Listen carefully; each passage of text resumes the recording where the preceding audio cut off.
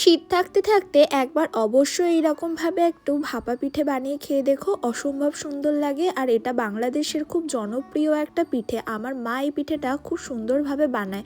ফার্স্টে চালের গুঁড়ো নিয়েছে, তার মধ্যে একদম উষ্ণ গরম জল দিয়ে অল্প অল্প করে ভালোভাবে একটু মেখে নেবে। চালের গুঁড়োটা একটু ঝুরঝুরে থাকবে, ঠিক সেইরকমভাবে মাখতে হবে, দেখেই নিশ্চয়ই বুঝতে পারছো। এবার সেটাকে 30 মিনিটের জন্য ঢাকা দিয়ে রেস্টে রাখবো। ততক্ষণে নারকেল ও খেজুর গুড়ের পাটালিটা ভালোভাবে গ্রেট করে নেব।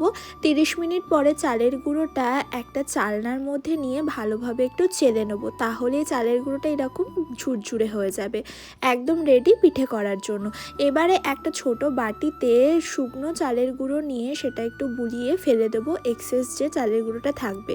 ওই চালের গুঁড়োর যে মিশ্রণটা করেছি সেটা একবার দেব, দিয়ে উপর থেকে খেজুর গুড়ের পাটালি, বেশ কিছুটা নারকেল কোরানো, আবারও ওই চালের গুঁড়োর মিশ্রণটা দিয়ে হাত দিয়ে একটু চেপে চেপে দিতে হবে, যাতে ভেঙে না যায় পিঠেটা শেপ দেওয়ার পরে।